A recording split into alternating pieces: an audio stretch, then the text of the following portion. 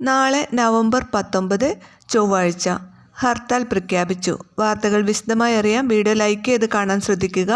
വിദ്യാഭ്യാസപരമായ എല്ലാ അവധികളെക്കുറിച്ചുള്ള വാർത്തകളും അതുപോലെ തന്നെ സ്കോളർഷിപ്പുകളെക്കുറിച്ചുള്ള വാർത്തകളും അറിയാൻ നിങ്ങൾ ഈ ചാനൽ സബ്സ്ക്രൈബ് ചെയ്യുക.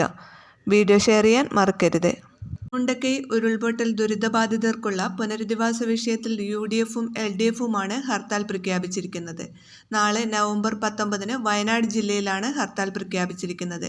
രാവിലെ 6 മുതൽ വൈകിട്ട് 6 മണി വരെയാണ് ഹർത്താൽ പ്രഖ്യാപിച്ചിരിക്കുന്നത്. കേന്ദ്ര സഹായം ലഭിക്കാത്തതിൽ പ്രതിഷേധിച്ചാണ് LDF ഹർത്താലിന് ആഹ്വാനം ചെയ്തിരിക്കുന്നത്. അതേസമയം സംസ്ഥാന സർക്കാരുകൾക്കെതിരെയാണ് UDF ഹർത്താൽ. ദുരിതബാധിതർക്കുള്ള പുനരധിവാസം നീളുന്നത് കയ്യും കെട്ടി നോക്കി നിൽക്കാനാവില്ലെന്നും കേന്ദ്ര സർക്കാരിൻ്റെ ഇക്കാര്യത്തിലുള്ള സമീപനം നിഷേധാത്മകമാണെന്നും T. സിദ്ദിഖ് MLA പറഞ്ഞു. വയനാട്ടിലുള്ള കേന്ദ്ര സഹായം ഇനിയും വൈകുമെന്ന് ഉറപ്പായതോടെയാണ് UDF പ്രക്ഷോഭത്തിലേക്ക് നീങ്ങുന്നത്. സംഭവത്തിൽ ഇതുവരെ UDF സമരം ചെയ്തിരുന്നില്ല. എന്നാൽ കേരളത്തിന് പ്രത്യേക ഫണ്ട് ലഭ്യമാക്കുമോ എന്നതിൽ അനിശ്ചിതത്വം തുടരുന്ന സാഹചര്യത്തിലാണ് പ്രക്ഷോഭം പ്രഖ്യാപിച്ചത്. വീഡിയോ ഷെയർ ചെയ്യാൻ മറക്കരുത്.